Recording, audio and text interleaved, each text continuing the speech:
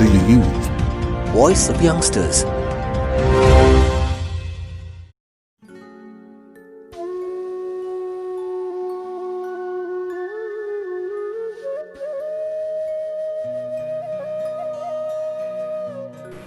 प्रणाम, मैं नीतीश। दूसरी तरफ अगर बिहार की बात करें तो वहाँ पर प्रतिवर्ष यानी जिस वर्ष भी बाढ़ की स्थितियाँ बनी हुई है या बाढ़ आती है, प्रतिवर्ष केंद्र सरकार बाढ़ कोष की घोषणा करती है, लेकिन वहाँ पर फिर से अगले वर्ष वही स्थिति देखने के लिए मिलती है। तो आखिरकार जो राहत कोष की घोषणा हुई थी, क्या वो सिर्फ भरपाई करने के लिए था कि वहाँ पर जो भी नुकसान हुआ है उसकी भरपाई कर दी जाए, या फिर आगे तक का भी काम किया जाता है? ये तो रही बातें वहाँ के प्रशासन की। अब वहाँ की जियोग्राफी की बात करते हैं।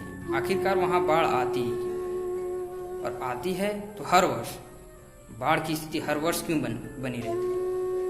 तो इसके लिए हमें ये अगर बात करें कि बिहार की स्थिति क्या है, तो बिहार को अगर देखा जाए तो जो गंगा नदी है उसके ऊपर तरफ यानी उत्तर बिहार की बात करें, बिहार में भी उत्तर बिहार में सबसे ज़्यादा बाढ़ की स्थितियाँ बनी होती हैं। बनने की कारण तीन मुख्य नदियाँ हैं। पहली है गंडक, दूसरी है कोसी, तीसरी है बागमती। और बागमती, गंडक, कोसी ये तीनों नदियाँ जो हैं सबसे ज़्यादा बाढ़ प्रभावित करती हैं क्षेत्र को। इनके अलावा भी नदियाँ हैं जैसे घाघरा और महानंदा, लेकिन ये तीनों नदियाँ गंडक, कोसी और बागमती ये तीनों नदियाँ सबसे ज़्यादा प्रभावित करती हैं उन क्षेत्रों में। फणेश्वर नाथ रेणु ने तो यहाँ तक कहा है कि बिहार की शोक नदी कोसी है, लेकिन ऐसा लग रहा है बिहार बाढ़ प्रशासन उससे ज़्यादा शोक है।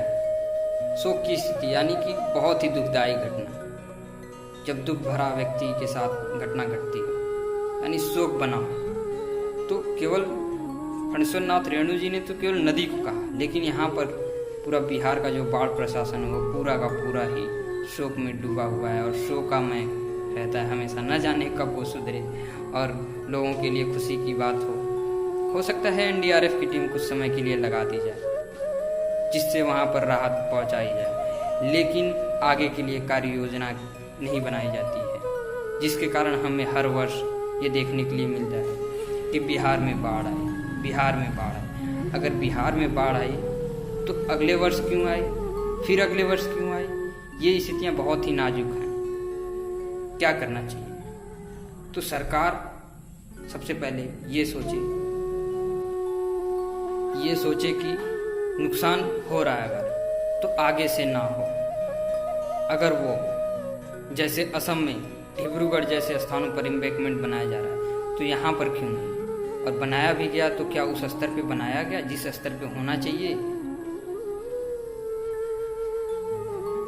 और अगर शायद सरकार राहत कोष की जो भी उन्हें धनराशि मिल रही है उसका सदुपयोग करे और दूरगामी परिणाम को देखते हुए कार्य करे तो शायद वहाँ के लोगों के लिए बहुत ही लाभकारी होगा और बिहार के लोग शायद खुशी से रह सकते और उनके लिए राम राज्य देखने जैसी स्थिति होती। लेकिन आज वहाँ पर ये स्थिति है कि वो अंधकार में जीवन व्यतीत कर रहे हैं। धन्यवाद।